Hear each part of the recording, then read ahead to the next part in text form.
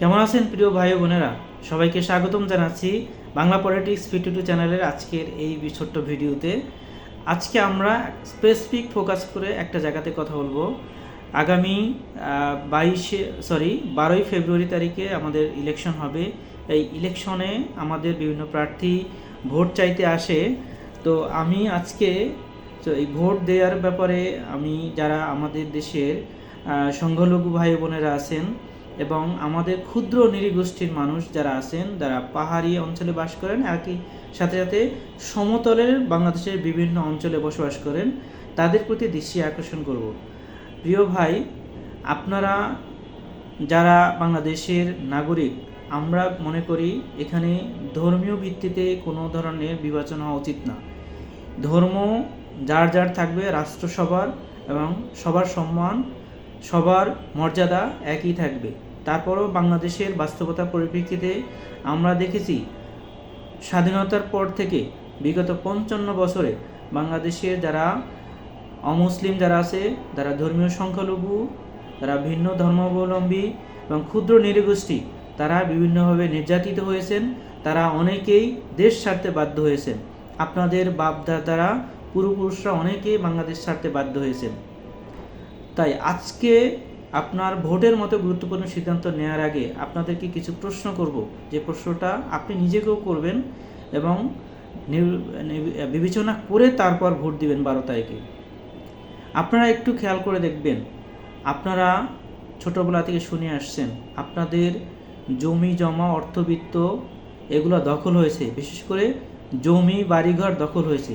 আমাদের হিন্দু সম্প্রদায়ের ভাই বোন যারা আছেন, আপনারা তো ছোটোবেলায় শুনে আসছেন যে আপনাদের সম্পদ দখল হয়েছে। একটু কখনো জানার চেষ্টা করেছেন বাংলাদেশের সম্পদ কারা দখল করেছে? হিন্দুদের। বাংলাদেশে কোনো আলেম ওলামা, কোনো ইসলামপন্থী মানুষ কিন্তু ভালোভাবে বুঝে নেন, কোনো ইসলামপন্থী মানুষ কোনো হিন্দু ভাইয়ের সম্পদ দখল করে না। বাংলাদেশে কোনো ইসলামী সংগঠনের কোনো ভাই, কোনো হিন্দু, কোনো বৌদ্ধ, খ্রিস্টান কিংবা কোনো সাঁওতাল থেকে শুরু করে অন্য ছোট যারা নৃগোষ্ঠী আছেন, যেখানে যারা কম্পারেটিভলি কম শক্তিশালী বলে মনে করা হয়, ধরে নেওয়া হয় এবং তাদেরকে দুর্বল মনে করে তাদের সম্পদকে দখল করা হয়, এই দখলের কাজটি করেছে কিন্তু বাংলাদেশে আওয়ামী লীগ, বিএনপির মানুষেরা। এই লোকগুলা সারা জীবন বলে আসছে, বিশেষ করে বাংলাদেশ আওয়ামী লীগ বাংলাদেশে হিন্দুদেরকে ভোট ব্যাংক মনে করে। আওয়ামী লীগ যে তাদের 30 থেকে 35% ভোট ব্যাংক আছে বলে দাবি করে, তার 10%ই কিন্তু হিন্দু সম্প্রদায়।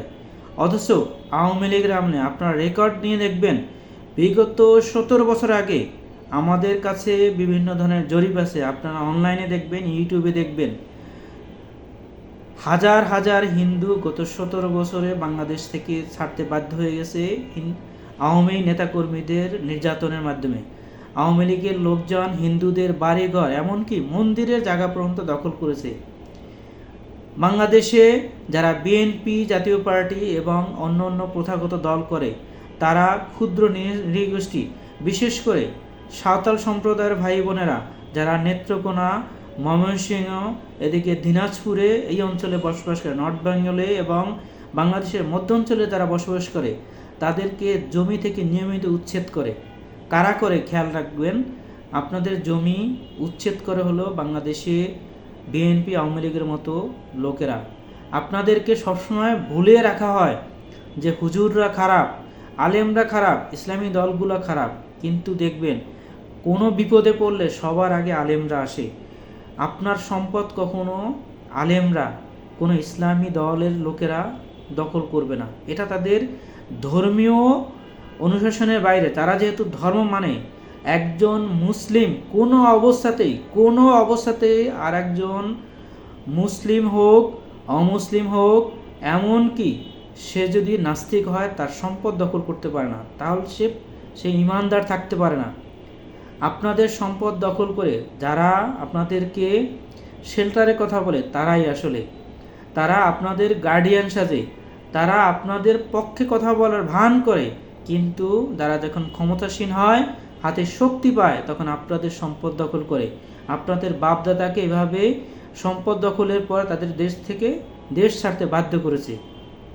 তাই অনুরোধ করব, আপনারা আমার কথায় বিশ্বাস নয়, আপনারা প্রকৃতপক্ষে আপনারা খোঁজ নেন। আপনাদের যারা বয়োজ্যেষ্ঠ আছে, যারা মুরব্বী আছেন, আপনার দাদু আর যারা আছেন, যারা কাকা আছেন, যারা অনেক বয়স হয়ে গেছে, তাদেরকে প্রশ্ন করবেন আমাদের জমিগুলো কারা দখল করেছে। আমাদের সম্প্রদায়ের মানুষরা যারা বাংলাদেশ ছাড়তে বাধ্য হয়ে গেছে, তাদের সম্পদগুলো এখন কোথায়? সেই সম্পদ এখন কাদের দখলে? কারা সেই সম্পদগুলো দখল করেছে? কারা লুটপাট করেছে আমাদের সম্পদ? আপনারা যে উত্তর পাবেন সেই উত্তরটাকে বিবেচনা করবেন ভোট দেওয়ার জন্য। মনে রাখবেন, আপনার একটি সঠিক সিদ্ধান্তর কারণে ভালো মানুষ নির্বাচিত হলে আপনি এবং আপনার পরিবার নিরাপদ থাকবেন।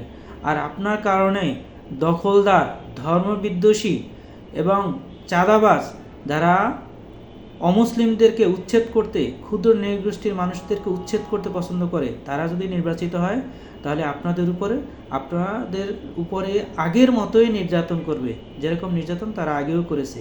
তাই আশা করি আপনারা সব কিছু বিবেচনা করে আপনাদের ভোট দিবেন এবং সঠিক মানুষকে নির্বাচিত করবেন এবং সুন্দর একটি স্বাধীন সার্বভৌম বাংলাদেশ গড়তে আপনি অংশগ্রহণ করবেন, আপনি নিজের এবং পরিবারের তাগিদেই। সবাইকে ধন্যবাদ। আমার এই ভিডিওটিকে কষ্ট নেবেন না। আর আমার কথাগুলো যদি ভালো লাগে তাহলে আপনি কমেন্ট বক্সে কমেন্ট করবেন এবং আপনার যারা শুভাকাঙ্ক্ষী আছে, আপনার সম্প্রদায়ের মানুষ আছে, তাদেরকে এই ভিডিওটি দেখাবেন। প্রয়োজনে নিজেরা আলোচনা করে ভোটের ব্যাপারে সিদ্ধান্ত নেবেন। কোনো দল বা কোনো ব্যক্তির উপরে আনুগত্য করে নয়, কারো ভয়ে ভীত হয়ে নয়, কিংবা কারো কোনো অর্থ লোভে পড়ে আপনি আপনার ভোটকে বিক্রি করে দেবেন না, আপনার ভবিষ্যৎকে বিক্রি করে দেবেন না। ধন্যবাদ সবাইকে। আবারও দেখা হবে। ধন্যবাদ।